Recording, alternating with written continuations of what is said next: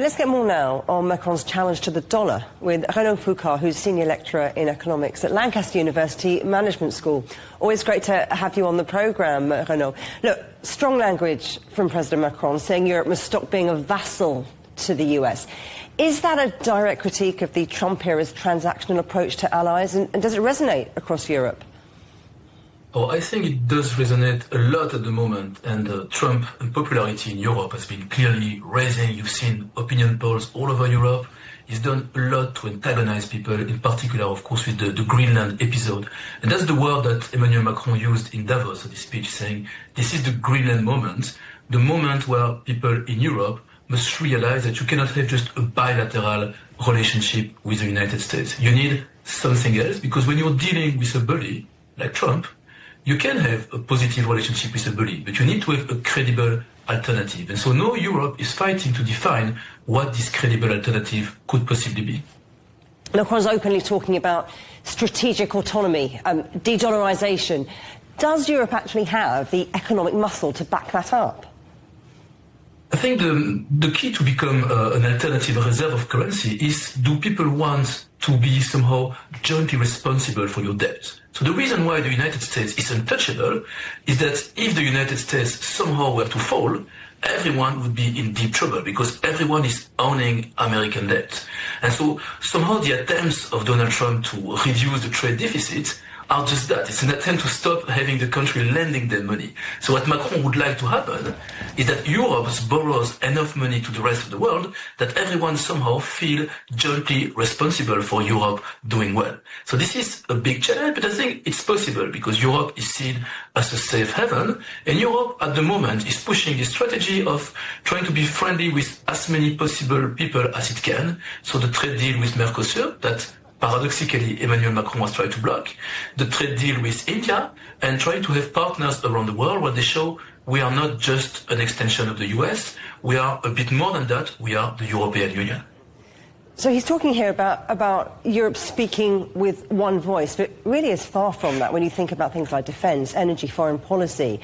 Is this really a moment about reshaping Europe's role in the world, or actually exposing the limits of how far integration can realistically grow? Well, it's clearly a moment of reckoning, a moment of choice, but there is something that I think paradoxically helps the European Union at the moment, is that there is a majority in the European Parliament which is very much to the right and composed largely of parties who used to be the anti-European party. So if you think about people like Giorgia Meloni being somehow one of the main voices of Europe at the moment, if you think about Friedrich Merz, they are all people who have been relatively vocal in the past about their Euroscepticism in some way.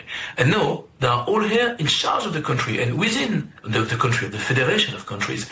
So within the European Union, you have in the parliament at the moment a lot of laws that are passed that push their agenda. So they can see, look, it's working, we do all those like simplification of regulations, and on the international stage, those people, they want to be seen as conservative, to the right, nationalist, but they don't want to be seen as stooges or vassals of Trump, simply because this is extremely unpopular. Even in the UK, Nigel Farage, the best friend of Trump, who is leading the poll, is today, at the moment, someone who's trying to distance himself as much as he can from Donald Trump.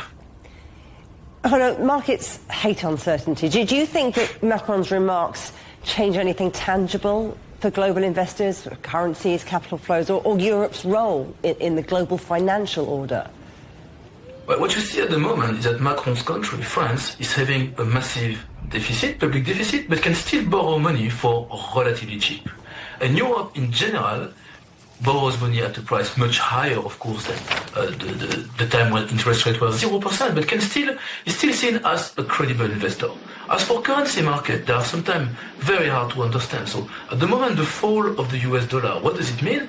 It means that American exporters are somehow in a better position. So somehow the agenda of Trump of trying to make the US less in deficit with the rest of the world for trade is leading to a lower value of dollar, which might actually increase this problem. As for Europe, it's really trying to get investors to see Europe as a safe haven and a place to whom you want to lend money, And I think really this is the key to Europe being somehow seen as a global reserve. And there is a moment right now, because Trump is antagonizing so many people, that there is a chance that people are looking for a reasonable Western alternative to play this role.